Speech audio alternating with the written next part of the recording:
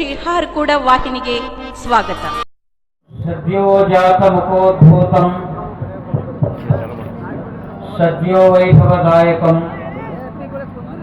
ಸಿದ್ಧಿದಂ ಸಿದ್ಧವೃಂದಸ್ಯ ವಂದೇ ಶ್ರೀ ರೇಣುಕಂ ಗುರು.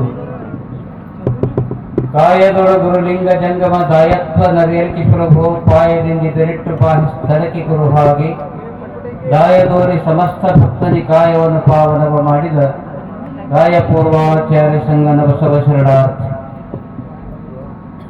ಪರಮ ಪೂಜ್ಯ ಸದ್ಗುರು ಶ್ರೀ ಹಾರಕೂಡದ ಚನ್ನಬಸವ ಶಿವಯೋಗಿಗಳವರ 74ನೇ ಜಾತ್ರಾ ಮಹೋತ್ಸವದ ಈ ಪವಿತ್ರ ಸಂದರ್ಭದಲ್ಲಿ ಇಡೀ ಜಗತ್ತಿಗೆ ಬೆಳಕನ್ನು ನೀಡಿ ಆಧ್ಯಾತ್ಮದ ದಿವ್ಯ ತೇಜಃಪುಂಜರಾಗಿ ಬಾಳಿ ಬೆಳಗಿ ಇಡೀ ವಿಶ್ವಕ್ಕೆ ವಚನ ಸಾಹಿತ್ಯವನ್ನು ಕೊಟ್ಟಿರುವಂತಹ ಮಹಾತ್ಮ ಬಸವೇಶ್ವರರ ಶ್ರೀಚರಣಕ್ಕೆ ಅನಂತ ಕೋಟಿ ಪ್ರಣಾಮಗಳನ್ನು ಸಮರ್ಪಿಸಿ,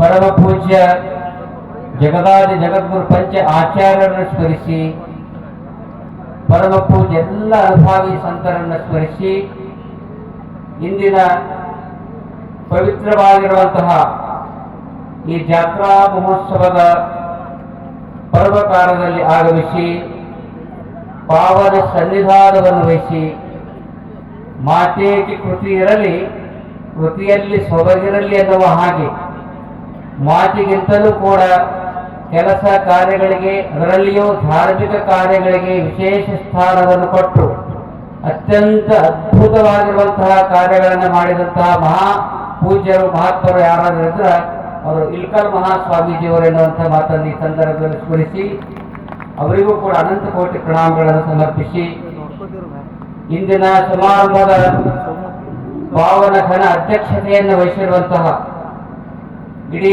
ಭಾರತ ದೇಶದಲ್ಲಿಯೇ 22,000 ಕಿಲೋಮೀಟರ್ವರೆಗೆ ಬಸವೇಶ್ವರರ ದಿವ್ಯ ಸಂದೇಶವನ್ನು ಸಾರಿದಂತಹ ಕೀರ್ತಿ ನಮ್ಮ ಹುಣಸೂರು ಶ್ರೀಗಳಿಗೆ ಸೇರ್ತಾ ಇದೆ ಅನ್ನುವಂಥ ಮಾತನ್ನು ಕೂಡ ಸ್ಮರಿಸಿ, ಅವರ ದಿವ್ಯ ಪಾದಕ್ಕೆ ವಂದಿಸಿ, ಇಂದಿನ ವಿಶೇಷವಾಗಿರುವಂತಹ ಈ ಕಾರ್ಯಕ್ರಮಕ್ಕೆ ಆಗಮಿಸಿ ಅನುಭಾವದ ನುಡಿಮುತ್ತುಗಳನ್ನು ಹೇಳಿ ಹೋಗಿರುವಂತಹ ಸಚಿವರಾದ ಶ್ರೀ ರಹೀಂ ಖಾನ್ ಅವರೇ, ಇಂದು ವಿಶೇಷವಾಗಿ ಸನ್ಮಾನ್ಯ ಡಾಕ್ಟರ್ ಅಜಯ್ ಸಿಂಗ್ರವರು ಬಂದಿದ್ದಾರೆ. ಅಧ್ಯಕ್ಷರು ಕಲ್ಯಾಣ ಕರ್ನಾಟಕ ಅಭಿವೃದ್ಧಿ ಮಂಡಳಿ ಹಾಗೂ ಶಾಸಕರು ಜೇವರ್ಗಿ ಇವರು ಬಂದಿದ್ದಾರೆ. ಇವರನ್ನು ನೋಡಿದಾಗ ನಮಗೆ ಯಾರ ನೆನಪಾಗ್ತಾ ಇದೆ ಅಂತಂದ್ರೆ, ಇಡೀ ಸ್ವಾಮೀಜಿ ಬಳಗದ ಮೇಲೆ ಅತ್ಯಂತ ಶ್ರದ್ಧೆ ಭಕ್ತಿ ನಿಷ್ಠೆಯನ್ನಿಟ್ಟು, ಅದು ಹಾರ್ಕೋಡ್ ಮಠ ಆಗಿರಬಹುದು, ಜಡ್ಗಾ ಮಠ ಆಗಿರಬಹುದು, ಸನ್ನದ ಮಠ ಆಗಿರಬಹುದು, ಎಲ್ಲ ಮಠಗಳ ಮೇಲೆ ಅಪಾರವಾಗಿರುವಂತಹ ಗೌರವವನ್ನಿಟ್ಟು ಈ ಭಾಗದ ಶ್ರೇಷ್ಠ ಮುಖ್ಯಮಂತ್ರಿಗಳಾಗಿ ಬಾಳಿ ಬೆಳಗ್ಗೆ ಹೋದಂತಹ ಮಹಾನ್ ವ್ಯಕ್ತಿಗಳಂದ್ರೆ ಸನ್ಮಾನ್ಯ ಲಿಂಗೈಕ್ಯ ಧರ್ಮಸಿಂಗ್ರವರು ಎನ್ನುವಂಥ ಮಾತನ್ನ ಈ ಸಂದರ್ಭದಲ್ಲಿ ಸ್ಮರಿಸ್ತಾ ಇದ್ದೇವೆ.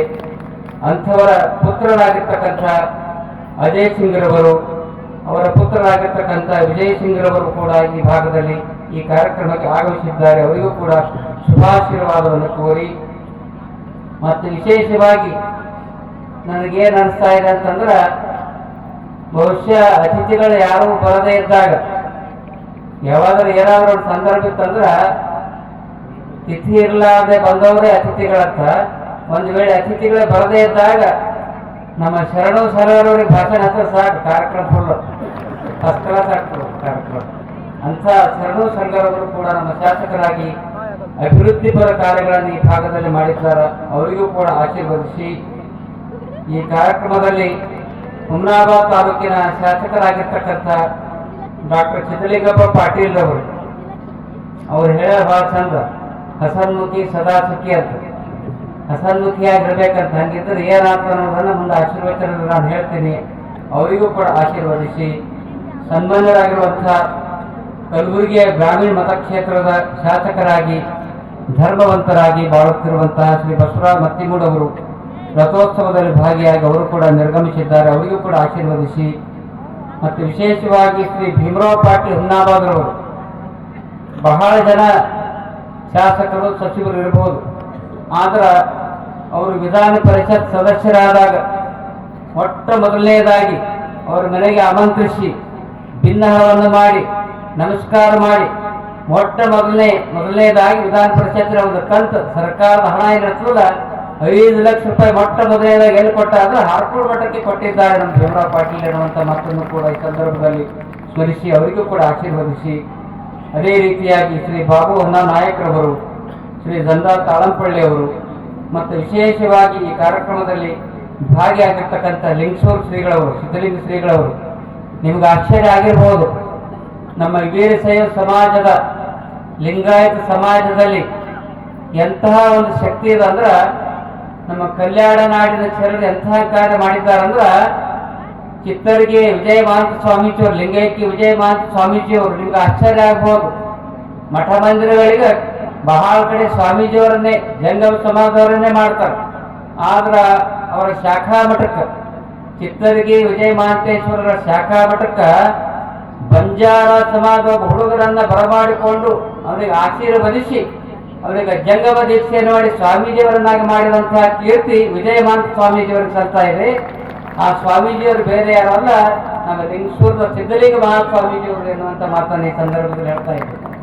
ಲಂಬಾಣಿ ಸಮಾಜ, ಬಂಜಾರ ಸಮಾಜ ವ್ಯಕ್ತಿಗಳು ಅವತ್ತು ಅವರು ವೀರಶೈವ ದೀಕ್ಷೆಯನ್ನು ಪಡೆದುಕೊಂಡು ಆ ಭಾಗದಲ್ಲಿ ಅದ್ಭುತವಾಗಿರುವಂತಹ ಕಾರ್ಯವನ್ನು ಮಾಡ್ತಾ ಇದ್ದಾರೆ. ಅವರು ಕೂಡ ಇಲ್ಲಿ ಉಪಸ್ಥಿತಿಯನ್ನು ಹೊಂದಿದ್ದಾರೆ. ಅದೇ ರೀತಿಯಾಗಿ ನಾವು ಸಾಯಗಾಂವ್ ಶ್ರೀಗಳವರಿಗೆ ವಂದಿಸಿ ಮತ್ತು ವಿಶೇಷವಾಗಿ ನಮ್ಮ ಶರಣ್ ಪ್ರಕಾಶ್ ಪಾಟೀಲ್ ಅವರ ಸಹೋದರರಾಗಿರ್ತಕ್ಕಂಥ ಬಸವರಾಜ್ ಪಾಟೀಲ್ ಅವರು ಮತ್ತು ನಮ್ಮ ಭಾಗದಲ್ಲಿ ಗುರುಗಳು ಏನು ಹೇಳ್ತಾರ ಆ ಆಜ್ಞೆಯನ್ನ ಶಿರಸಾವಹಿಸಿ ಕಾರ್ಯ ಮಾಡಿದಂಥ ವ್ಯಕ್ತಿ ಅಂದ್ರೆ ನಮ್ಮ ರೇವನಾಯಕ್ ಬೆಳಂಗಿ ಅವರು. ರೇವನಾಯಕ್ ಬೆಳಂಗಿ ಒಂದು ಸಲ ಒಂದು ಟ್ರಾನ್ಸ್ಫರ್ ಇದ್ದಾಗ ಅವ್ರ ಬಂಧುಗಳಿದ್ರು, ಅವ್ರ ಬಂಧುಗಳು ಬಂದು ಟ್ರಾನ್ಸ್ಫರ್ ಕೆಲಸ ಇತ್ತು. ಆ ಬಂಧುಗಳನ್ನು ಬಿಟ್ಟು ಗುರುಗಳು ಹೇಳಿದ ಕಾರ್ಯವನ್ನು ಮಾಡಿದಂಥವ್ರು ನಮ್ಮ ರೇವನಾಯಕ್ ಬೆಳಂಗಿಯವರು.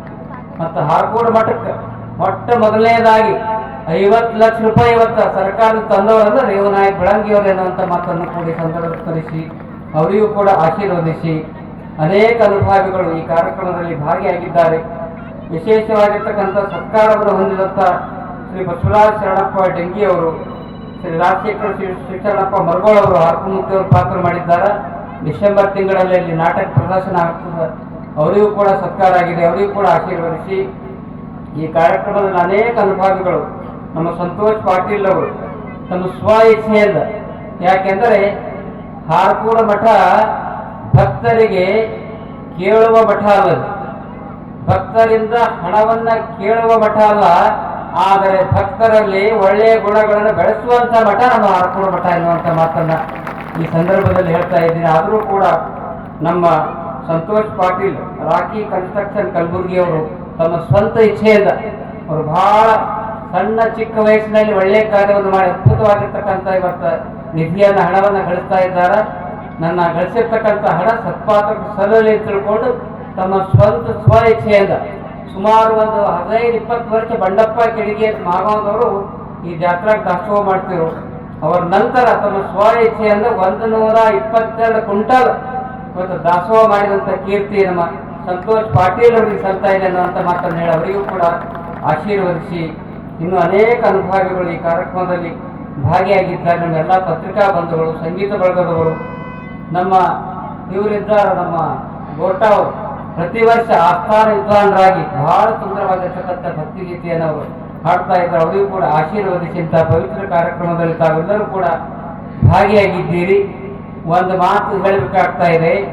ಒಬ್ಬ ಅನುಭಾವಿ ಕವಿ ಒಂದು ಕಡೆ ಬಹಳ ಚೆನ್ನಾಗಿ ಹೇಳ್ತಾ ಇದ್ದಾನೆ, ಬೇಡಯ್ಯ ನಮಗೆ ಅಮೃತದ ಹಸ್ತ, ಬೇಡಯ್ಯ ನಮಗೆ ಅಮೃತದ ಹಸ್ತ, ಬೇಕಯ್ಯ ನಮಗೆ ಕರ್ತವ್ಯದ ಹಸ್ತ, ಬೇಡಯ್ಯ ನಮಗೆ ವಿದೇಶಿಯ ಭಾಷೆ, ಬೇಕಯ್ಯ ನಮಗೆ ಕನ್ನಡದ ಭಾಷೆ, ಬೇಡಯ್ಯ ನಮಗೆ ಆಡಂಬರದ ಜನರು, ಬೇಕಯ್ಯ ನಮಗೆ ಹೃದಯವಂತ ಜನರು.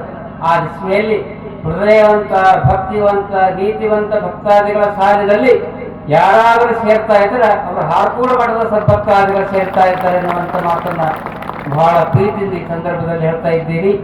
ಆ ದಿಶೆಯಲ್ಲಿ ತಾವೆಲ್ಲರೂ ಕೂಡ ಪ್ರೀತಿ ಭಕ್ತಿ ಶ್ರದ್ಧೆಯಿಂದ ಬಂದಿದ್ದೀರಿ. ಜಾತಿ ಮತ ಪಂಥ ಬಡವ ಬಲ್ಲಿದ ಇರಲಾರದೆ ತಾವೆಲ್ಲರೂ ಕೂಡ ಬಂದಿದ್ದೀರಿ. ಆದರೆ ಮಠಗಳಲ್ಲಿ ಎರಡು ರೀತಿಯಾಗಿರುವಂತಹ ಮಠಗಳು ಇರ್ತಾ ಇದ್ದಾವೆ. ಒಂದು ಧನ ಸಂಪತ್ತಿನ ಮಠ, ಇನ್ನೊಂದು ಭಕ್ತ ಸಂಪತ್ತಿನ ಮಠ. ಧನ ಸಂಪತ್ತದು ಹಣ ಇರುವಂತಹ ಮಠ. ಧನ ಸಂಪತ್ತಿನ ಮಠ ಸವಿದು ಹೋಗಬಹುದು, ಆ ಹಣ ಕರಗಿ ಹೋಗಬಹುದು. ಆದರೆ ಭಕ್ತ ಸಂಪತ್ತಿನ ಮಠ, ಸವೇದೇ ಇರುವಂತಹ ಭಕ್ತ ಸಂಪತ್ತಿನ ಮಠ ಯಾವುದಾದರೂ ಇದ್ರೂ ಅದು ನಮ್ಮ ಹಾರ್ಕೋಡ್ ಮಠ ಎನ್ನುವಂತ ಮಾತನ್ನು ಹೇಳಿ, ಅದಕ್ಕೆ ಏನು ಸಾಕ್ಷಿ ಅಂದ್ರೆ ನೀವೆಲ್ಲ ಲಕ್ಷ ಲಕ್ಷ ಜನ ಭಕ್ತಾದಿಗಳು ಬಂದಿದ್ದೀರಲ್ಲ, ಇದೇ ಸಾಕ್ಷಿ ಎನ್ನುವಂತ ಮಾತನ್ನು ಈ ಸಂದರ್ಭದಲ್ಲಿ ಹೇಳಿ, ಇಂದು ಪರಮ ಪೂಜ್ಯ ಸದ್ಗುರು ಚನ್ನಬಸವ ಶಿವಯೋಗಿಗಳವರ 74ನೇ ಜಾತ್ರಾ ಮಹೋತ್ಸವವನ್ನು ತಾವೆಲ್ಲರೂ ಕೂಡ ಆಚರಣೆ ಮಾಡ್ತಾ ಇದ್ದೀರಿ. ಅಲ್ಲಮ ಪ್ರಭುಗಳು ಒಂದು ಮಾತನ್ನು ಹೇಳ್ತಾ ಇದ್ದಾರೆ, ದೇಶ ಗುರಿಯಾಗಿ ಲಯವಾಗಿ ಹೋದವರ ಕಂಡೆ, ಕಾಮ ಗುರಿಯಾಗಿ ಲಯವಾಗಿ ಹೋದವರ ಕಂಡೆ, ಸಂಬಂಧ ಗುರಿಯಾಗಿ ಲಯವಾಗಿ ಹೋದವರ ಕಂಡೆ, ನೀ ಗುರಿಯಾಗಿ ಹೋದವರನ್ನು ಆರನು ಕಾಣೆ ಕಾಣ ಗುಹೇಶ್ವರ ಎನ್ನುವಂತ ಮಾತನ್ನು ಅಲ್ಲಮ ಪ್ರಭುಗಳು ಹೇಳ್ತಾ ಇದ್ದಾರ. ಆದರೆ ನಿಜವಾಗಿ ವಿಚಾರ ಮಾಡಿ ನೋಡಿದಾಗ ಪರಮ ಪೂಜ್ಯ ಸದ್ಗುರು ಚನ್ನಬಸವ ಶಿವಯೋಗಿಗಳು ಶಿವಯೋಗವನ್ನ ಮಾಡಿ, ಇಷ್ಟಲಿಂಗದ ಆರಾಧನೆಯನ್ನು ಮಾಡಿ, ಸ್ವತಃ ಶಿವನ ಧ್ಯಾನವನ್ನ ಮಾಡಿ, ಶಿವ ಸಾಕ್ಷಾತ್ಕಾರಿಗಳಾಗಿ, ಶಿವನ ಸ್ವರೂಪಿಗಳಾಗಿ, ಭಕ್ತರ ಮನಗಮ್ಮ ಮಂದಿರದಲ್ಲಿ ಚಿರಸ್ಥಾಯಿಯಾಗಿ ನಿಲ್ಲಬಲ್ಲಂತ ಮಹಾಯೋಗಿಗಳು ಯಾರಾದರೂ ಹೋಗಿದ್ರ ಅವರು ಹಾರ್ಕೋಡದ ಸದ್ಗುರು ಚನ್ನಬಸವ ಶಿವಯೋಗಿಗಳು ಅನ್ನುವಂಥ ಮಾತನ್ನ ನಮಗೆಲ್ಲರಿಗೂ ಕೂಡ ಈ ಸಂದರ್ಭದಲ್ಲಿ ಸ್ಮರಿಸ್ತಾ ಇದ್ದೀನಿ. ಆ ದಿಶೆಯಲ್ಲಿ ಪೂಜ್ಯರು ಹಾರ್ಕೋಡು ಶಿವಯೋಗಿಗಳವರು ತಪಸ್ಸು ಮಾಡಿದ್ರು. ಬಹಳ ಜನ ಅನುಷ್ಠಾನ ಅಂತ ಮಾಡ್ತಾರೆ. ಅನುಷ್ಠಾನ ಕಾರ್ಯಕ್ರಮಕ್ಕೆ ನಮಗ ಅಜಯ್ ಶಿಖರ್ ಅವ್ರು ಭಾಳ ಕಡೆ ಹೋಗ್ತಾ ಇದ್ದಾರೆ. ಎಲ್ಲ ಸ್ವಾಮಿಗಳು ಅನುಷ್ಠಾನ ಮಾಡಿದಾರೆ ಕೆಲವು ಕಡೆ. ಅನುಷ್ಠಾನ ಅಂದ್ರೆ ಏನು? ತಪಸ್ಸು ಮಾಡ್ಬೇಕು. ಸ್ವಾಮೀಜಿ ಆದವರು ತಪಸ್ಸು ಮಾಡ್ಬೇಕು. ಆದ್ರೆ ಹಾರ್ಕೋಡು ಮುತ್ತಿಯವರು ತಪಸ್ಸು ಮಾಡಿದ್ರು. ಎಂಥ ತಪಸ್ಸು ಅಂದ್ರ ಅಡವಿಯಲ್ಲಿ ಹೋಗಿ ಬೇವಿನ ಮರದ ಕೆಳಗಡೆ ಕೂತ್ಕೊಂಡು ಜಪ ಮಾಡಲಿಲ್ಲ ಅವರು. ಅವರು ಕೂಡ ತಪಸ್ಸು ಮಾಡಿದ್ರು ಹಾರ್ಕೋಡು ಮುತ್ತಿಯವರು. ಎಂಥ ತಪಸ್ಸು ಮಾಡಿದ್ರಂದ್ರ ತಪ, ಇದರ ಅರ್ಥ ಏನಂದ್ರೆ ತಪ ಅಂದ್ರೆ ಸುಡು. ಹಾರ್ಕೋಡು ಮುತ್ತಿಯವ್ರು ಏನ್ ಸುಟ್ರಂದ್ರ ಭಕ್ತಾದಿಗಳಲ್ಲಿರ್ತಕ್ಕಂಥ ಅಜ್ಞಾನವನ್ನು ಸುಟ್ಟು ಸುಜ್ಞಾನದ ದೀವಿಗೆಯನ್ನು ಹಚ್ಚಿದಂಥವ್ರ ಜ್ಯೋತಿಯನ್ನು ಹಚ್ಚಿದವರು ಹಾರ್ಕೋಡು ಶಿವಯೋಗಿಗಳವರು. ಅಂಥ ತಪಸ್ಸನ್ನು ಅವರು ಮಾಡಿದ್ರು. ಆದ್ರೆ ಅವರ ಜೀವಿತದಲ್ಲಿ ನಡೆಯುವಂತ ಘಟನೆಯನ್ನು ಹೇಳ್ತಾ ಇದ್ದೀನಿ. ಒಂದು ಸಲ ಅವ್ರ ಭಕ್ತರ ಮನೆಗೆ ಹೋಗ್ತಾರೆ. ಸಹಜವಾಗಿ ನಡೆದಂತ ಘಟನೆ. ಸರ್, ಭಕ್ತರ ಮನೆಗೆ ಹೋದಾಗ ದಿನ ನಡೆದಿರ್ತದ. ದೊಡ್ಡ ಶ್ರೀಮಂತರು ಇರ್ತಾರೆ. ಆದ್ರೆ ನೀವು ಶ್ರೀಮಂತರಿದ್ದೀರಿ, ಅಂತ ಶ್ರೀಮಂತರು ನೀವಲ್ಲ. ಅವ್ರ ಬಗ್ಗೆ ಹೇಳ್ತಾ ಇದ್ದೀವಿ. ಶ್ರೀಮಂತರ ಮನೆಗೆ ಹೋಗಿರ್ತಾರೆ. ಕೊಟ್ಟಾಧೀಶರು ನೀವಿದ್ದಾರೆ, ನಿಮ್ಮ ಬಗ್ಗೆ ನಾನು ಹೇಳ್ತಾ ಇಲ್ಲ. ಶ್ರೀಮಂತರ ಮನೆಗೆ ಹೋದಾಗ ಪೂಜಾ ನಡೆದಿತ್ತು. ಅಪ್ಪೋದು ಇಷ್ಟಲಿಂಗ ಧ್ಯಾನವನ್ನು ಮಾಡ್ತಾ ಕೂತಿದ್ರು. ನಡೆದ ಘಟನೆ, ನಮ್ಮ ತಂದೆಯವರು ಹೇಳಿದ ಘಟನೆ. ಪೂಜಾ ಮಾಡ್ತಾ ಕುಂತಾರ. ಅರ್ಧ ತಾಸು 40 ನಿಮಿಷ 50 ನಿಮಿಷ ಇಷ್ಟಲಿಂಗ ಧ್ಯಾನವನ್ನು ಮಾಡುವಂತ ಸಂದರ್ಭದಲ್ಲಿ ಆ ಭಟ್ಟ ಸರ್ಕಾರ ಏನ್ ಮಾಡ್ತಾ ಇದ್ದಾರೆ ಅಂದ್ರೆ ಆಳ ಮನಸ್ಸಾಗ ಹರಿತಾನೆ ಕರೆದ ಬೈಲಾಕ್ ಚಾಲು ಮಾಡಿದ್ರಿ. ಈ ಕನ್ನಡದಾಗ ಎಷ್ಟು ಬೈಗಳ ಎಲ್ಲ ಬೈಗಳು ಬೈಲಕ್ಕೆ ಶುರು ಮಾಡಿದವ. ಅಪ್ಪವ್ರು ಒಳ್ಳೆ ಪೂಜೆ ಮಾಡ್ಯಾರ, ಪೂಜೆ ನಡೆದಿತ್ತು. ಇವಾಗ ಈ ಕಡೆ ಲಿಂಗ ಹಿಡಿದಾರೆ, ಈ ಕಡೆ ಅವ್ನ ಕಿವ್ಯಾಗ ಬೈಗಳು ಕೇಳಿ ಬರ್ತಾ ಇದ್ರು. ಆ ಎಲ್ಲ ಬೈಗಳು ಹೇಳ್ಕೊಡ್ತಾರ ಸ್ವಾಮಿಗಳು. ಯಾಕಂದ್ರೆ ಸ್ವಾಮಿಗಳು ಬೈದಾಗ ಅಂದ್ರೆ ಮತ್ತೆ ಬೇಕಾದ್ರೆ ನಾಳೆ ಬರ್ತದ ಅವೆಲ್ಲ ಬೈಗಳು ಹೇಳ ಅವನದು ಬೇಡ. ಆ ರೀತಿಯಾಗಿ ಬೈ ಬೈ ಬೈ ಬೈ ಬೈತಾನ. ಬೈಯುವಂತ ಸಂದರ್ಭದಲ್ಲಿ ಅಪ್ಪವರು ಪೂಜಾ ಮುಗಿತು, ಅವರಿಗೆ ಕರೆಸ್ತಾರ. ಎಂಥ ಮಹತ್ವದ ಮಾತು ಮಾಡಿ ಫಿಲಾಸಫಿಕಲ್ ಅಂದ್ರೆ ಮಾನಸಿಕ ತಜ್ಞರಿದ್ರು ಹಾರ್ಕೋಡು ಮುತ್ತಿಯವರು. ಮಾನಸಿಕ ತಜ್ಞರು ಅವ್ರೇನು ಡಾಕ್ಟರ್ ಕೋರ್ಸ್ ಓದಲಿಲ್ಲ. ನಮ್ಮ ಸರ್ ಅವ್ರಿಗೆ ಕುನ್ನಲ್ಲ. ಮಾನಸಿಕ ತಜ್ಞರಿದ್ರು. ಅವ್ರು ಒಂದು ಮಾತು ಹೇಳಿದ್ರು, ಏನಪ್ಪ ಸೌಕಾರ ಈ ಕಡೆ ಬಾ, ನಿನ್ನ ಮನೆಗೆ ನಾ ದಿನ ಮಾಡ್ತಾ ಇದ್ದ, ಪೂಜಾ ಮಾಡ್ತಾ ಇದ್ದ, ನೀ ಯಾರಿಗೆ ಬೈದಿ? ಇಲ್ರಿ ಮಗ, 2 लाख ಪಗಾರ ಕೊಡ್ತೀನಿ, ಬಂದು ಕರೆಕ್ಟ್ ಟೈಮಿಗೆ ಬರೋಣ. ಬೈಯಲ್ಲ ಏನ್ರಿ ಬೈಬೇಕಿಲ್ಲ. ಅವಾಗ ಹಾರ್ಕೋಡು ಮುತ್ತಿಯವ್ರು ಕೇಳ್ರಿ, ಲಕ್ಷ ಕೊಟ್ಟು ಕೇಳ್ರಿ ಏನ್ ಹೇಳ್ತಾ ಇದ್ದಾರೆ. ತಮ್ಮ, ನೀ ಆಳ ಮನುಷ್ಯ ಅಂತ ತಿಳಿದು ಅವ್ರಿಗೆ ಸಿಕ್ಕಂಗ ನೀ ಬೈದಿ. ನೀ ಬೈದಿವು ಗಾಳಿಗೆ ಹೋಗ್ತವ, ಅವ ನಿನಗೆ ಮನಸ್ಸಿನಾಗ ಬೈತದ, ಅವ ನಿನಗೆ ಹತ್ತವಪ್ಪ, ಪಾಪ ಕರ್ಮ ನಿನಗೆ ಸುತ್ತದ ಅನ್ನುವಂಥ ಮಾತನ್ನ ಹಾರ್ಕೋಡು ಮುತ್ತಿಯವ್ರು. ಈ ಮಾತನ್ನ ಯಾಕೆ ಹೇಳ್ತಾ ಇದ್ದೀನಿ ಅಂದ್ರೆ ನಿಜವಾಗಿ ತನಗೆ ಮುನಿಯುವವರಿಗೆ ತಾಮುನಿಯ ಲೇಖಯ್ಯ, ತನಗಾದ ಆಗೇನು ಅವರಿಗಾದ ಚೇಗೇನು, ತನುವಿನ ಕೋಪ ತನ್ನ ಹಿರಿತನದ ಕೇಳು, ಮನವ ಕೋಪ ತನ್ನ ಅರಿವಿನ ಕೇಳು, ಮನೆ ಕಿಚ್ಚು ಮನೆ ಸುಟ್ಟಲ್ಲದೆ ನೆರೆಮನೆಯ ಸುಡದು ಕೂಡಲ ಸಂಗಮ ದೇವ ಎನ್ನುವಂಥ ಮಾತನ್ನು ಮಹಾತ್ಮ ಬಸವೇಶ್ವರ ಹೇಳಿದ್ದಾರೆ. ಬಹಳ ಮಹತ್ವದ ಬಹಳ ಸೂಕ್ಷ್ಮವಾದಂಥ ವಿಷಯಗಳನ್ನು ಹೇಳ್ತಾ ಇದ್ದೀನಿ. ಸಿಟ್ಟಿರ್ಬೇಕು ಮನುಷ್ಯಾಗ. ಹೆಂಗಿರ್ಬೇಕಂತಂದ್ರ ಅನುಭಾವಿಗಳು ಚಾಣಕ್ಯನ ನೀತಿಶಾಸ್ತ್ರದಲ್ಲಿ ಬರ್ತದೆ. ಅದಕ್ಕಾಗಿ ಹೆಂಗಿರ್ಬೇಕು ಸಿಟ್ಟ ಎನ್ನುವಂಥ ಮಾತನ್ನ ಚಾಣಕ್ಯನ ನೀತಿಶಾಸ್ತ್ರದಲ್ಲಿ ಬಹಳ ಚಂದ ಹೇಳ. ಉತ್ತಮೇ ತತ್ಕ್ಷಣಂ ಕೋಪಂ, ಮಧ್ಯಮೇ ಘಟಿಕಾದ್ವಯಂ, ಅಹಮೇಶಾದ್ ಅಹೋರಾತ್ರಿ, ಪಾಪಿಷ್ಟೇ ಮರಣಾಂತಕಂ ಪಾಪಿಷ್ಟೇ ಮರಣಾಂತಕಂ. ಅಂದ್ರ ಸಿಟ್ಟಿರ್ಬೇಕು. ಹೆಂಗಿರ್ಬೇಕಪ್ಪ ಅಂತಂದ್ರ 4 ನಮನ ಸಿಟ್ಟಿರ್ತಾವ್ರಿ. 4 ನಮನ. ಮೊದಲನೇದು ಉತ್ತಮರ ಸಿಟ್ಟು ಅಂದ್ರ ಬಹುಶಃ ಅಜಯ್ ಸಿಂಗ್ ಅವರ ಸಿಟ್ಟು ಇಲ್ಲೇ ಇಲ್ಲ. ಸಿಟ್ಟಿದ್ರೆ ಮುಖ ಹೆಂಗೆ ಇರ್ತಿದ್ದಿಲ್ಲ ನೋಡಿ. ಹೆಂಗೆ ಸ್ವಾಮಿಗಳ ಮುಖ ಆಗ್ಯದ. ಇವ್ರಿಗೂ ಒಂದು ಕೊಳ್ಳಾಗ ರುದ್ರಾಕ್ಷಿ ಹಾಕಿ ಸ್ವಾಮಿಗಳು ಕಂಡಂಗೆ ಕಾಣ್ತಾರೆ. ಯಾಕಂದ್ರ ಮನಸ್ಸು ಶಾಂತಿ.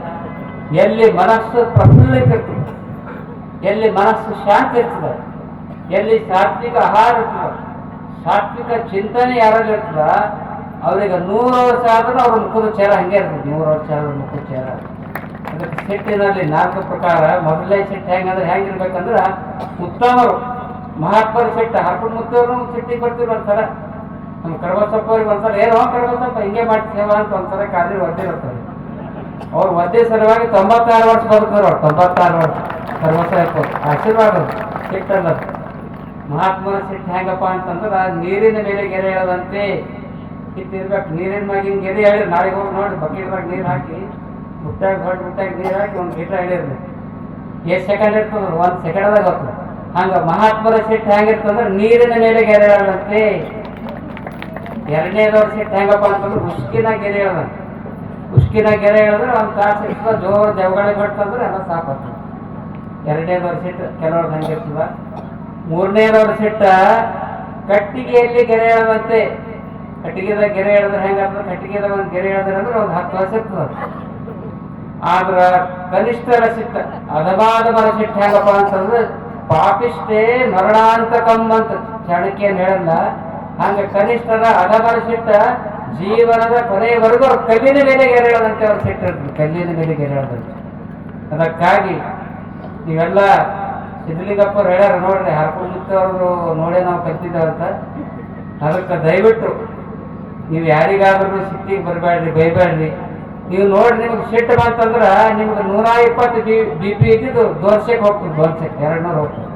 ಅದಕ್ಕಾಗಿ ಸಿಟ್ಟಿಗೆ ಬರಲಾರ್ದೆ ಇವತ್ತು ಹಾರ್ಕೊಂಡು ಜಾತ್ರಾ ಮಹೋತ್ಸವಕ್ಕೆ 74ನೇ ವರ್ಷದ ಜಾತ್ರಾ ಮಹೋತ್ಸವ ಬಂದಿರಿ. ಸಿಟ್ಟಿಗೆ ಬರಲಾರ್ದಂಗ ಈ ಜಾತ್ರಾದಾಗ ಒಂದು ನಿರ್ಣಯ ಮಾಡಬೇಕು. ದಸರಾ ಮಕ್ಕಳು ಸಮಾಜಕ್ಕಾಗಿ ನಾನು ಪ್ರಯತ್ನ ಮಾಡ್ತೀನಿ ಅಂತ ಶರಣೋತ್ಸವರು ಹೇಳ್ಯಾರ. ಮಾಡಿ ಅದನ್ನು ನಾವೊಂದು ಮಾತನ್ನು ಹೇಳ್ತಾ ಇದ್ದೀನಿ. ನಿಜವಾಗಿ ಆ ಮಾತನ್ನ ನಿಮಗಷ್ಟೇ ನಾನು ಉಪದೇಶ ಮಾಡುವುದಿಲ್ಲ. ನಮ್ಮ ಜೀವನದ ಕೊನೆಯ ಉಸಿರಿನವರೆಗೂ ಕೂಡ ಶಾಂತ ಚಿತ್ತರಾಗಿ ನಾವು ಬದುಕ್ತೀವಿ ಅನ್ನುವಂಥ ಆಶ್ವಾಸನೆಯನ್ನು ಕೂಡ ಈ ಸಂದರ್ಭದಲ್ಲಿ ಕೊಟ್ಟು ನೀವು ಕೂಡ ಅದೇ ಚಿತ್ತರಾಗಿ ಶಾಂತ ಚಿತ್ತರಾಗಿ ಬದುಕ್ರಿ ಎನ್ನುವಂಥ ಮಾತನ್ನು ಈ ಪವಿತ್ರ ಸಂದರ್ಭದಲ್ಲಿ ಹೇಳಿ ಇಂದಿನ ಪವಿತ್ರ ಕಾರ್ಯಕ್ರಮದಲ್ಲಿ ತಾವೆಲ್ಲರೂ ಕೂಡ ಪ್ರೀತಿ ವಿಶ್ವಾಸದಿಂದ ಬಂದಿರಿ. ಇನ್ನೊಂದು 5 ನಿಮಿಷ ಹೇಳಿ ನನ್ನ ಮಾತನ್ನು ಮುಗಿಸ್ತಾ ಇದ್ದೀನಿ. ಜೀವನದಲ್ಲಿ ಪರಮಾತ್ಮ ನಿಮ್ಗೆ ಸೌಖ್ಯವನ್ನು ಕೊಟ್ಟಿರ್ತಾರೆ, ಸಂಪತ್ತನ್ನು ಕೊಟ್ಟಿರ್ತಾರೆ. ಆದ್ರೆ ಆ ಸಂಪತ್ತನ್ನು ಸತ್ಕಾರ್ಯಕ್ಕಾಗಿ ವಿನಿಯೋಗ ಮಾಡಿದ್ರೆ ಅದಕ್ಕೊಂದು ಬೆಲೆ ಬರ್ತಾ ಇದೆ ಅನ್ನುವಂಥ ಮಾತನ್ನು ಕೂಡ ಈ ಸಂದರ್ಭದಲ್ಲಿ ಹೇಳ್ತಾ ಇದ್ದೀನಿ. ಒಬ್ಬ ಅನುಭಾವಿ ಕವಿ ಒಂದು ಕಡೆ ಹೇಳ್ತಾ ಇದ್ದಾನೆ. ಅದೊಂದು ಉದಾಹರಣೆ ಹೇಳಿ ನನ್ನ ಮಾತನ್ನು ಮುಗಿಸ್ತಾ ಇದ್ದೀನಿ. ಅರ್ಥಾತುರಾಣ ನ ಗುರು ನ ಬಂಧು. ಈ ಶ್ಲೋಕದ ಅರ್ಥಾತುರಾಣ ನ ಗುರು ನ ಬಂಧು ಅಂದ್ರ ಹಣದ ವ್ಯಾಮೋಹಕ್ಕಾಗಿ ಯಾವ ಹಿಂದೆ ಬೀಳ್ತಾನ ಅವನಿಗೆ ಗುರು ಇಲ್ಲ, ಬಂಧು ಇಲ್ಲ, ಬಳಗಾಲ, ಹೆಂಡತಿ ಇಲ್ಲ, ಮಕ್ಕಳಿಲ್ಲ, ಯಾರೂ ಇಲ್ಲ ಎನ್ನುವಂಥ ಮಾತನ್ನು ಹೇಳ್ತಾರ. ಒಂದು ಸಣ್ಣ ಉದಾಹರಣೆಯನ್ನು ಹೇಳಿ ನನ್ನ ಮಾತನ್ನು ಮುಗಿಸ್ತಾ ಇದ್ದೀನಿ. ಇಬ್ಬರು ಬಹಳ ಆತ್ಮೀಯ ಸ್ನೇಹಿತರು, ಬಹಳ ಲಕ್ಷ ಕೊಟ್ಟು ಕೇಳ್ರಿ, ಬಹಳ ಆತ್ಮೀಯ ಸ್ನೇಹಿತರು. ಇಬ್ರು ಒಂದೇ ತಾಟ್ನಾಗ ಊಟ ಮಾಡ್ತಾರೆ. ಅವ್ರು ಏನ್ ಕೆಲಸ ಮಾಡ್ತಾರಂದ್ರೆ ಅರಣ್ಯದಲ್ಲಿ ಗಿಡಗಳನ್ನ ಕಡಿದು ಕಟ್ಟಿಗೆ ಒಯ್ದು ಮಾರ್ತಿದ್ರು. ಗಿಡಗಳನ್ನ ಕಡಿಯುವಂತ ಪ್ರಯಾಸ ಅಣ್ತಮರದವ್ರು ಇಬ್ಬರದು ಅಣ್ತಮರದಿತ್ತು, ದೋಸ್ತರದಿತ್ತು, ಗೆಳೆಯರಾಗಿದ್ರು. ಅಣ್ತಮರಂಗ್ ನಡ್ಕೊಂಡಿದ್ರು. ಅಣ್ತಮರಲ್ಲ, ಅಣ್ತಮರಂಗ್ ನಡ್ಕೊಂಡಿದ್ರು.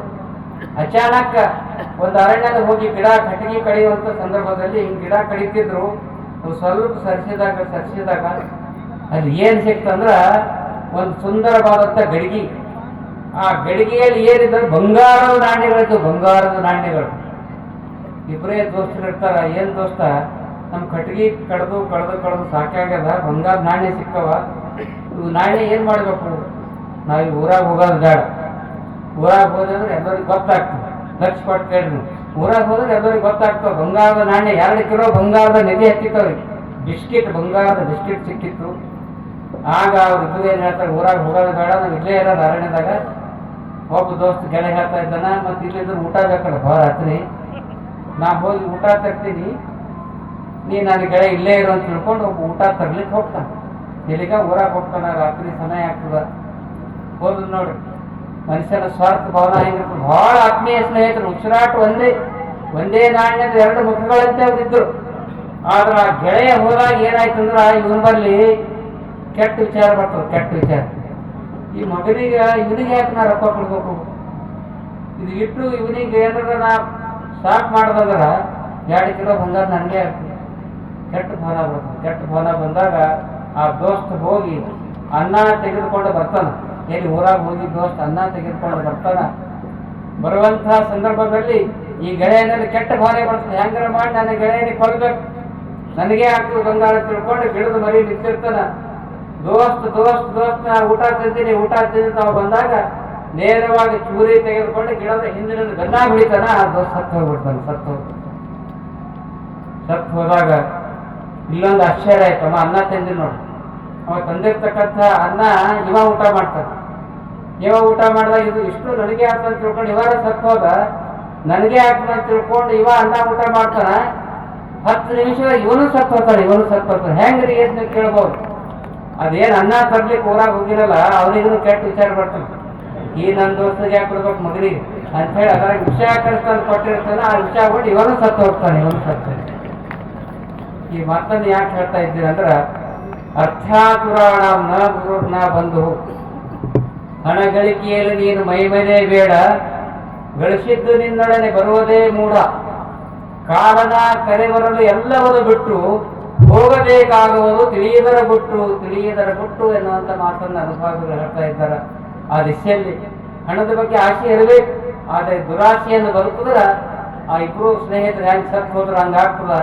ಇವತ್ತು ನೀವೆಲ್ಲ ಜಗತ್ತಿನಲ್ಲಿ ನೋಡ್ತಾ ಇದ್ದೀರಿ, ಆಸ್ತಿಗಾಗಿ ಒಂದೊಂದು ಸ್ವೀಟ್ ಬಂದಾರಿ ಸಲುವಾಗಿ ಹೋರಾಡಿ ಹೊಡೆದಾಡಿ ಅಂತಂದ್ರು ಸತ್ತು ಹೋಗ್ತಾ ಇದ್ದಾರೆ. ಆಸ್ತಿಗಾಗಿ ಅಂತಸ್ತಿಗಾಗಿ ಸತ್ತು ಹೋದಂತ ಬಹಳ ಜನ ಇದ್ದಾರೆ. ಅದಕ್ಕಾಗಿ ನೀವೆಲ್ಲರೂ ಕೂಡ ಮತ್ತು ನಿಜವಾಗಿ ಒಳ್ಳೆಯ ವಿಚಾರದಿಂದ ಸಕ್ರಿಯಾಶೀಲರಾಗಿ ಬದುಕಿದಾಗ ಮಾತ್ರ ನಮ್ಮ ಜೀವನ ಸಾರ್ಥಕತೆ ಆಗ್ತಾ ಇದೆ ಅನ್ನುವಂಥ ಮಾತನ್ನು ಈ ಸಂದರ್ಭದಲ್ಲಿ ಹೇಳಿ, ಅಂತಹ ಅದ್ಭುತವಾಗಿರುವಂತಹ ದಿವ್ಯ ಸಂಸ್ಕೃತಿಯನ್ನ ಕೊಟ್ಟಿರುವಂತಹ ದೇಶ ನಮ್ಮ ಭಾರತ ದೇಶ. ಅದಕ್ಕಾಗಿ ಆ ಭಾರತ ದೇಶದಲ್ಲಿ ನಾವೆಲ್ಲ ಬದುಕೀವಿ ಅಂದ ಮೇಲೆ ನಾವೆಲ್ಲರೂ ಪುಣ್ಯವಂತರಾಗಿ ಬದುಕೋಣ ಎನ್ನುವಂಥ ಮಾತನ್ನು ಈ ಸಂದರ್ಭದಲ್ಲಿ ಹೇಳಿ, ಸ್ವಾಮಿ ವಿವೇಕಾನಂದರು ಹೊರದೇಶಕ್ಕೆ ಹೋಗ್ತಾ ಇದ್ದಾರೆ. ಚಿಕಾಗೋ ನಗರಕ್ಕೆ ಹೋಗಿ ಬರುವಂತ ಸಂದರ್ಭದಲ್ಲಿ ಸ್ವಾಮಿ ವಿವೇಕಾನಂದರಿಗೆ ಕೇಳ್ತಾರೆ, ವಿವೇಕಾನಂದರೇ ನೀವು ಚಿಕಾಗೋ ನಗರಕ್ಕೆ ಬೇರೆ ಇಂಗ್ಲೆಂಡ್ ದೇಶಕ್ಕೆ ಬೇರೆ ದೇಶಕ್ಕೆ ಹೋಗಿ ಬಂದ್ರಿ, ಅದು ನಿಮಗೆ ಹೆಂಗ ಅನಿಸ್ತು ಅಂದಾಗ ಸ್ವಾಮಿ ವಿವೇಕಾನಂದರು ಒಂದೇ ಮಾತು ಹೇಳ್ತಾ ಇದ್ದಾರ, ಏನಪ್ಪ ನಾ ಎಲ್ಲ ದೇಶಗಳಿಗೆ ಅಡ್ಡಾಡಿ ಬಂದೀನಿ, ಆದರೆ ಅವು ದೇಶ ಹೆಂಗಂದ್ರ ಅವು ಭೋಗದ ದೇಶಗಳು, ಆದರೆ ಯೋಗದ ದೇಶ ಯಾವುದಾದ್ರೂ ಇದ್ರೆ ಅದು ನನ್ನ ಭಾರತ ದೇಶ ಎನ್ನುವಂತ ಮಾತನ್ನು ಸ್ವಾಮಿ ವಿವೇಕಾನಂದ ಹೇಳ್ತಾರೆ. ಅವೆಲ್ಲ ದೇಶಗಳಿರ್ಬೋದು, ಆದ್ರೆ ಪುಣ್ಯ ಕ್ಷೇತ್ರದಂತೆ ಕಂಗೊಳಿಸ್ತಕ್ಕಂಥ ದೇಶ ಅದು ನನ್ನ ಭಾರತ ದೇಶ ಎನ್ನುವಂತ ಮಾತನ್ನು ಸ್ವಾಮಿ ವಿವೇಕಾನಂದರು ಹೇಳಿದ್ರ, ಮಾರ್ಟಿನ್ ಲೂಥರ್ ಕಿಂಗ್ ಎನ್ನುವಂಥ ಅಮೆರಿಕ ದೇಶದ ಶ್ರೇಷ್ಠ ತತ್ವಜ್ಞಾನಿ ಹೇಳ್ತಾ ಇದ್ದಾನೆ, ನಾನು ಜಗತ್ತಿನಲ್ಲಿ 100 ದೇಶಗಳನ್ನು ಅಡ್ಡಾಡಿ ಬಂದಿದ್ದೇನೆ. ಮಾರ್ಟಿನ್ ಲೂಥರ್ ಕಿಂಗ್ ಈ ಮಾತನ್ನು ಹೇಳ್ತಾ ಇದ್ದಾರೆ. ಎಲ್ಲ ದೇಶಗಳನ್ನು ಅಡ್ಡಾಡಿ ಬಂದರೂ ಕೂಡ ಅವೆಲ್ಲವೂ ಕೂಡ ನನಗೆ ಪ್ರವಾಸಿಯ ತಾಣಗಳಾಗಿ ಕಂಡಿವೆ, ಆದರೆ ನನಗೆ ಪಂಚಪ್ರಾಣವಾಗಿರುವಂತಹ ಒಂದು ದೇಶ ಇದೆ, ಅದು ಯಾವುದಾದ್ರೂ ದೇಶ ಇದ್ರೆ ಅದು ಭಾರತ ದೇಶ ಎನ್ನುವಂಥ ಮಾತನ್ನ ಮಾರ್ಟಿನ್ ಲೂಥರ್ ಕಿಂಗ್ ಹೇಳ್ತಾ ಇದ್ದಾರೆ. ಅದಕ್ಕಾಗಿ ಅಂತ ಅದ್ಭುತವಾಗಿರುವಂತಹ ದಿವ್ಯ ಪರಂಪರೆ ನಮ್ಮ ದೇಶದಲ್ಲಿ ಇದೆ ಎನ್ನುವಂಥ ಮಾತನ್ನ ಈ ಸಂದರ್ಭದಲ್ಲಿ ಹೇಳಿ, ಇಂದಿನ ಪವಿತ್ರ ಕಾರ್ಯಕ್ರಮಕ್ಕೆ ಪರಮ ಪೂಜ್ಯ ಹುಲ್ಸೂರು ಶ್ರೀಗಳವರು, ಇಲ್ಕಲ್ ಶ್ರೀಗಳವರು ಬಂದಿದ್ದಾರೆ. ನಮ್ಮ ಇಲ್ಕಲ್ ಶ್ರೀಗಳವರು ನೋಡಿ ಪ್ರತಿ ವರ್ಷ ಅವರ ಗುರುಗಳ ಒಂದು ಪುಣ್ಯತಿಥಿಯ ಸಂದರ್ಭದಲ್ಲಿ, ವ್ಯಸನಮುಕ್ತ ದಿನಾಚರಣೆ ಸಂದರ್ಭದಲ್ಲಿ 100 ಜನ ಶಿಕ್ಷಕರಿಗೆ ಸನ್ಮಾನ ಮಾಡುವಂಥ ಕೀರ್ತಿ ಇಳಕಲ್ ಶ್ರೀಗಳವರಿಗೆ ಸಲ್ತಾ ಇದೆ ಅನ್ನುವಂಥ ಮಾತನ್ನು ಕೂಡ ಈ ಸಂದರ್ಭದಲ್ಲಿ ಹೇಳಿ ಅಂತಹ ಪೂಜ್ಯರು ಆಗಮಿಸಿ ನಮಗೆ ಆಶೀರ್ವಚನವನ್ನು ನೀಡುವವರಿದ್ದಾರೆ. ಹುಣಸೂರು ಶ್ರೀಗಳು ಕೂಡ ಅನುಭವದ ಮಾತುಗಳನ್ನು ಹೇಳಿದ್ದಾರೆ. ನಮ್ಮ ಅಜಯ್ ಸಿಂಗ್ ಮತ್ತು ವಿಜಯ್ ಸಿಂಗ್ರವರು ಅಜಯ್ ಸಿಂಗ್ರವರು ಹೋಸ್ತರ 2 ವರ್ಷದಿಂದ ಬಂದಾಗ ಶರಣು ಸರ್ಗರವರು ಹೇಳಿದ್ರು ಒಂದು ಮಾತು ನೆನಪದ ಸರ್ ನೀವು, ನಾವೇನೋ ಅಜಯ್ ಸಿಂಗ್ರವರಿಗೆ ಕೇಳುವುದಿಲ್ಲ ಅಂತ ಹೇಳಿದಾಗ ಶರಣು ಸರ್ಗರವ್ರು ಹೇಳಿದ್ರು, ಅಪ್ಪೋಡಿ ಹೇಳದೆ ಮಾಡಂತ ರಾಜಕೀಯ ನಾಯಕರ ಒಂದು ಸರಳ ರೀತಿಯಲ್ಲಿ ನಮ್ಮ ಅಜಯ್ ಸಿಂಗ್ರವರು ಕೂಡ ಬರ್ತಾರೆ ಅನ್ನುವಂಥ ಮಾತನ್ನು ಹೇಳಿದ್ದಾರೆ. ಇವತ್ತು 1 ಕೋಟಿಯನ್ನು ಕೊಡ್ತೀನಿ ಅನ್ನುವಂಥ ಆಶ್ವಾಸನೆಯನ್ನು ಕೊಟ್ಟಿದ್ದಾರೆ. ಅವರಿಗೂ ಕೂಡ ಆಶೀರ್ವದಿಸಿ ಮತ್ತು ಒಂದು ಮಾತನ್ನ ಪರಮಾತ್ಮನಲ್ಲಿ ಹಾರ್ಕೂಡದ ಶಿವಯೋಗಿಯಲ್ಲಿ ಧ್ಯಾನ ಮಾಡಿ ಈ ಮಾತನ್ನು ಹೇಳ್ತಾ ಇದ್ದೀನಿ. ಹಾರ್ಕೂಡ ಶಿವಯೋಗಿಗಳೇ, ಮುಂದಿನ ಕೆಲ ತಿಂಗಳಲ್ಲಿ ಕೆಲ ವರ್ಷದಲ್ಲಿ ಆಗಲಿ ನಮ್ಮ ಅಜಯ್ ಸಿಂಗ್ರವ್ರು ಬಂದಾರ, ಹಂಗ ಅವರು ಮುಖ್ಯಮಂತ್ರಿಯಾಗಿ ಬಂದಾರ, ಇವರು ಸಚಿವರಾಗಿ ಆದರೂ ಕೂಡ ಹಾರ್ಕೂಡ ಮಠಕ್ಕೆ ಬರಲಿ ಅನ್ನುವಂಥ ಮಾತಾಡಿ ಸಂದರ್ಭದಲ್ಲಿ ಆಸಕ್ತಿ ಅಂತ ದಿವ್ಯ ತೇಜಸ್ಸು ದಿವ್ಯ ವ್ಯಕ್ತಿತ್ವ ಅವರಲ್ಲಿದೆ. ಎಷ್ಟು ಕನ್ನಡ ಎಷ್ಟು ಚಂದ ಹೇಳಿದ್ರು ಅವ್ರ ಮಾತು ವಚನಗಳು. ರಾಜಕೀಯ ನಾಯಕರಿಂದ ಬಸವಣ್ಣನವರ ವಚನಗಳು ಬಹಳ ಪರಿಶುದ್ಧವಾಗಿ ಅಸ್ಖಲಿತ ವಾಣಿಯಿಂದ ವಚನಗಳನ್ನು ಹೇಳಿದ್ರು. ಅವರು ಅದೇ ರೀತಿಯಾಗಿ ಆಚರಣೆಯನ್ನು ಮಾಡ್ತಾ ಇರ್ತಾರೆ, ಬಸವ ತತ್ವದಿಂದ ನಡೀತಾ ಇದ್ದಾರೆ. ಅದೇ ರೀತಿಯಾಗಿ ವಿಜಯ್ ಸಿಂಗ್ರವರು ಕೂಡ ವಿಧಾನ ಪರಿಷತ್ ಸದಸ್ಯರಾಗಿ ಅನೇಕ ಅದ್ಭುತವಾಗಿರುವಂತಹ ಕಾರ್ಯಗಳನ್ನು ಮಾಡಿದ್ದಾರೆ. ನಮ್ಮ ಹಾರ್ಕೋಡ್ ಮಠದಾಗ ಯಾವುದೇ ಪಕ್ಷ ಇಲ್ಲ. ಯಾಕಂದ್ರೆ ದಂಡ ತಾಡಪಳ್ಳಿ ನನ್ಗೆ ಬಹಳ ಖುಷಿ ಆಗ್ತದೆ ಸರ್. ದಂಡ ತಾಡಪಳ್ಳಿ ಅವರು MLA ಇಲ್ಲ, MP ಏನಿಲ್ಲ, ಅವರು ಕಾಂಗ್ರೆಸ್, ಅವಾಗ BJP ಗೌರ್ಮೆಂಟ್ 8 ಕೋಟಿ ರೂಪಾಯಿ ಅನುದಾನವನ್ನು ಸರ್ಕಾರದಿಂದ ತಂದ್ರೆ ನಮ್ಮ ದಂಡ ತಾಡಪಳ್ಳಿ 8 ಕೋಟಿ, ಈಗಾಗಲೇ 3 ಕೋಟಿ ರೂಪಾಯಿ ಕೆಲಸ ಆಗಿದೆ.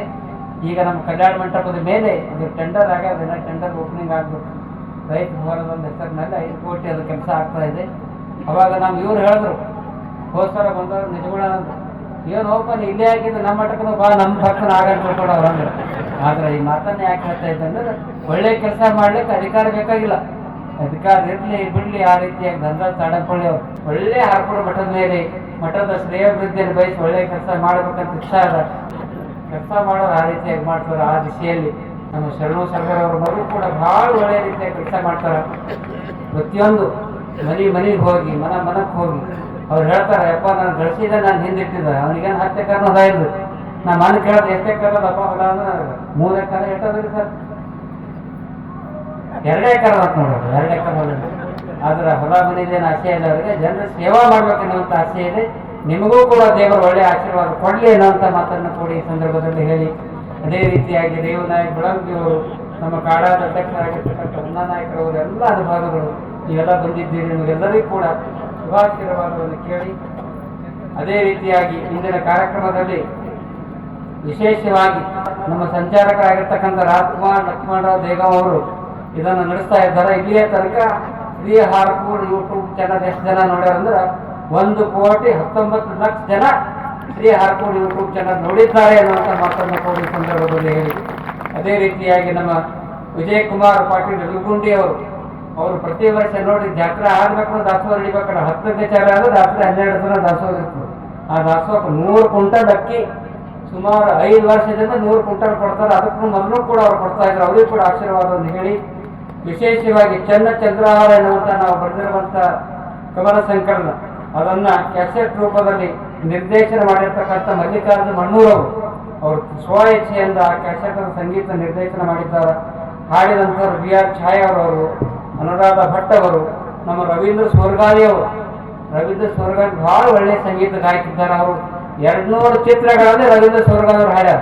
ಅವರು ಕೂಡ ನಮ್ಮ ಕ್ಯಾಸೆಟನ್ನು ಬಹಳ ಸುಂದರವಾಗಿ ಹಾಡಿದ್ದಾರೆ. ಕರವಸ್ಸೈ ಬೆಂಗಳೂರವರು ಅನೇಕ ಅನುಭವಗಳಲ್ಲಿ ಕಾರ್ಯವನ್ನು ಮಾಡಿದ್ದಾರೆ. ಅವರಿಗೂ ಕೂಡ ಶುಭಾಶೀರ್ವಾದವನ್ನು ಕೋರಿ, ಮತ್ತು ಕಾಯಕ ಉತ್ಸವ ಎನ್ನುವಂಥ ನಿಮಗೆಲ್ಲ ಒಂದು ಕಳಕಳಿಯ ಮನವಿಯನ್ನು ಮಾಡ್ತಾ ಇದ್ದೀನಿ. ಹಾರ್ಕೂಡದಾಗ ಒಂದು ಜಾತ್ರೆ, ಈಗ 2ನೇದಾಗಿ ನಮ್ಮ ಮಾರ್ತಾಂಡ ಜೋಶಿ ಪುನಃ ಈಗ ಒಂದು 3-4 ವರ್ಷದಿಂದ ಕಲ್ಯಾಣದಾಗ ಒಂದು ಜಾತ್ರೆ ಮಾಡತ್ತಿದ್ದೆ ನಾವು. ಕಲ್ಯಾಣದಾಗ ಅದೇ ಯಾವಾಗ ಅಂದ್ರೆ ಬಸವಣ್ಣನವರ ಕಾಯಕ ಉತ್ಸವದ ಜಾತ್ರೆ. ಅದು ಫೆಬ್ರವರಿ 7-8 ತಾರೀಕು ಆಗ್ತದೆ. 7 ತಾರೀಕಿಗೆ ನಮ್ಮ ಬೀದರ್ ಜಿಲ್ಲಾದವ್ರು ಬರ್ರಿ, 8 ತಾರೀಕಿಗೆ ತಪ್ಪಲಾದ ಧೂರಿನವ್ರು ಬರ್ರಿ ಅನ್ನುವಂಥ ಮಾತನ್ನು ಈ ಸಂದರ್ಭದಲ್ಲಿ ಹೇಳಿ, ಆ ಕಾರ್ಯಕ್ರಮದಲ್ಲಿ ಕೂಡ ತಾವು ಭಾಗಿಯಾಗ್ತಿದೆ ಅನ್ನುವಂಥ ಮಾತನ್ನು ಈ ಸಂದರ್ಭದಲ್ಲಿ ಹೇಳಿ, ಸಿದ್ದರಾಮಯ್ಯ ಸ್ವಾಮಿ ಗೋಟ ಅವರು, ಜನಾರ್ದನ್ ವಾಗ್ಮಾರೆ ಅವರು, ನವೀನ್ ಪಾಟೀಲ್ ಅವರು ಎಲ್ಲ ಅನುಭವಗಳು ಈ ಕಾರ್ಯಕ್ರಮದಲ್ಲಿ ಭಾಗಿಯಾಗಿದ್ದೀರಿ. ನಿಮಗೆಲ್ಲರಿಗೂ ಕೂಡ ಶುಭಾಶೀರ್ವಾದವನ್ನು ಕೋರಿ ಒಂದು ಮಾತು ಕಡೆಗೆ ಹೇಳಬೇಕಾಗ್ತದೆ. ಯಾಕೆಂದರೆ ನಮ್ಮ TV ಅಂತೂ ನಾನು ನೋಡಲ್ಲ, 8 ದಿನಕ್ಕೊಮ್ಮೆ ನೋಡಿದ್ರೆ ಅದು ಪುಣ್ಯ. ಅದು ಏನಾದರೂ ನೋಡಿದ್ರೆ ಭೀಮಸೇನ್ ಜೋಶಿಯವರ ಸಂಗೀತ ಮತ್ತು ಅವ್ರವ್ರ ಒಳ್ಳೆ ಮಾತು ಪ್ರವಚನ. ಆದ್ರೆ ಒಂದು ಸಲ ನೋಡಿದಾಗ ಒಬ್ರು ಯಾವ ಜ್ಯೋತಿಷಿಗಳು ಹೇಳ್ಬೇಕು, ಮೊದಲೇ ಹೇಳ್ಬಿಡ್ತಾರೆ, ನಿಮಗೆ ಮುಂದಿನ ವರ್ಷ ನಿಮ್ಗೆ ನೀರಿಂದು ಭಾಳ ಅತಿವೃಷ್ಟಿ ಅದ, ಭೂಮಿ ನಡುಗ್ತದ, ಅದ ಅಥವಾ ಇದಾಗ್ತದ ಅಂತ ಹೇಳಿದ್ರು. ನಮ್ದು ಭೂಮಿ ನಮ್ಮ ಭಾಗದಾಗ ಹಾರ್ಕೊಂಡು ಮುತ್ತೆ ನಡಿಗೆ ಕೊಡೋದು ಹೆಂಗೆ ನಡುತ್ತೋ ಅಂತ ಕೇಳ್ತಾನಪ್ಪ. ಯಾವ ಚಿಂತೆ ಮಾಡಬೇಡ್ರಿ, ಆದ್ರೆ ಆತ್ಮವಿಶ್ವಾಸದಿಂದ ಒಂದು ಮಾತನ್ನು ಹೇಳ್ತಾ ಇದ್ದೀನಿ. ನಮ್ಮ ಭಾಗದಲ್ಲಿ, ಕಲ್ಯಾಣ ಕರ್ನಾಟಕ ಭಾಗದಲ್ಲಿ ಯಾವುದೇ ಭೂಕಂಪ ಆಗುವುದಿಲ್ಲ. ಏನೋ ಸ್ವಲ್ಪ ಮಳೆ ಹೆಚ್ಚಾಗಿ ತೊಗರಿ ಅರ್ಧನೇ ಆಗ್ಯಾವ. ಅದರಿಂದ ಈಗ ಗೋಧಿ ಸೋಯಾಬೀನ್ ನಂಬರ್ ದಬಾಯಿಸ್ಕೊಳ್ಬೇಡ್ರಿ. ನಮ್ಮ ತೋಟದಾಗ ಇವತ್ತು 150 ಸೋಯಾಬೀನ್ ಆಗ್ತದೆ. ಯಾಕ್ರಿ? ನಮ್ಮ ಮೈಸೂರಿಗೆ ಸೋಪಾನ ಸೋಯಾಬೀನ್ ಆಗ್ಯಾವ, ಸೋಯಾಬೀನ್ ಆಗ್ಯಾವ, ಸ್ವಲ್ಪ ತೊಗರಿ ಸ್ವಲ್ಪ ಕಡಿಮೆ ಆಗ್ಯಾವ. ಮುಂದಿನ ಸಲ ಹಾಕೊಂಡು ಶಿವಯೋಗಿಯಲ್ಲಿ ಪ್ರಾರ್ಥನಾ ಮಾಡ್ತೀನಿ, ಚನ್ನಬಸವ ಶಿವಯೋಗಿ ನಮ್ಮ ಭಾಗದಲ್ಲಿ ಮಳೆ ಹೆಚ್ಚಾಗಲಾರ್ದಂಗೆ ಇದಕ್ಕೆ ಡಬಲ್ ಮಾಲ್ ಆಗಂಗೆ ಆಶೀರ್ವಾದ ಕೊಡು ಅನ್ನುವಂಥ ಪ್ರಾರ್ಥನೆಯನ್ನು ಚನ್ನಬಸವ ಶಿವಯೋಗಿಯಲ್ಲಿ ಮಾಡ್ತೀನಿ. ಅತಿವೃಷ್ಟಿಯನ್ನು ಮುಂದೆ ಆಗಲ್ಲ, ಏನು ಚಿಂತೆ ಮಾಡಬೇಡ್ರಿ. ಭೂಕಂಪ ಅಂತೂ ತಪ್ಪಾಗಲ್ಲ, ಆಗಲಾರ್ದ ಪ್ರಾರ್ಥನೆ ಮಾಡ್ತಿದ್ದ. ಮತ್ತು ಎಲ್ಲಾರಿಗೆಲ್ಲ ದೂರ ಆಯ್ತಂದ್ರೆ ಜರ ದೂರ ಸ್ವಲ್ಪ ಒಳಗೆ ಎದ್ದು ಮತ್ತೆ ಹೇಳಿದ್ರೆ ಯಾಕೆ ಹೇಳ್ತದಂದ್ರೆ ಅದೇನಾದರೂ ಪಾಪ ಕಾರ್ಯಗಳು ಹೆಚ್ಚಾಯ್ತಂದ್ರೆ ಅದು ನಡ್ಕೊಂಡು ನೋಡ್ರಿ. ಪುಣ್ಯ ಕಾರ್ಯದಲ್ಲಿ ಆಗಲ್ಲ. ನೀವಂತ ದಾಸೋಹ ಮಾಡ್ತೀರಿ, ಇಷ್ಟು ಜನ ನೋಡ್ರಿ 10 ಗಂಟೆ ಆಗ್ಯದ, 7 ಕಾರ್ಯಕ್ರಮ ಚಾಲಾಗಿ 10 ಗಂಟೆ ಆದ್ರೂ ಕೂಡ್ತೀರಂದ್ರೆ ಇದಕ್ಕಿಂತ ದೊಡ್ಡ ತಪಸ್ವಿ ಯಾವ್ದು? ಎಂಥ ತಪಸ್ವಿ ಹೇಳಿದ್ರೆ ನೀವೆಲ್ಲ ಎಲ್ಲ ಭಕ್ತರು ತಪಸ್ಸನ್ನೇ ಮಾಡಿದಂಥ ಸತ್ತಕ್ಕರು ನಿಮ್ಮೆಲ್ಲರ ಹೃದಯದಲ್ಲಿ. ಯಾಕೆಂದ್ರೆ ಜಾತಿ ಮತ ಪಂಥ ಇಲ್ಲಾರದೆ ನಿಜವಾಗಿ ನಿಮ್ಮೆಲ್ಲರ ಹೃದಯದಲ್ಲಿ ಕೂಡ ಶಿವಯೋಗಿಯನ್ನು ಕಾಣ್ತೀನಿ ಅನ್ನುವಂಥ ಮಾತನ್ನು ಈ ಸಂದರ್ಭದಲ್ಲಿ ಹೇಳಿ, ನಿಮಗೆಲ್ಲರಿಗೂ ಕೂಡ ಆಯುಷ್ಯ ಆರೋಗ್ಯ ಹಿಂಗೆ ಬೆಳೆಯಲಿ ಅನ್ನುವಂಥ ಮಾತನ್ನು ಹೇಳಿ ನನ್ನ 2 ಮಾತುಗಳನ್ನು ಮುಗಿಸ್ತೀನಿ. ಈ ವಾಹಿನಿಯನ್ನು ನಿರಂತರವಾಗಿ ವೀಕ್ಷಿಸಲು ಯೂಟ್ಯೂಬ್ನಲ್ಲಿ ಶ್ರೀ ಹಾರಕೂಡ SRIHARKOOD ಎಂದು ಟೈಪ್ ಮಾಡಿ. ನಮ್ಮ ಈ ಚಾನೆಲ್ಗೆ ಸಬ್ಸ್ಕ್ರೈಬ್ ಮಾಡಿ, ಬೆಲ್ಲನ್ನು ಒತ್ತಿರಿ.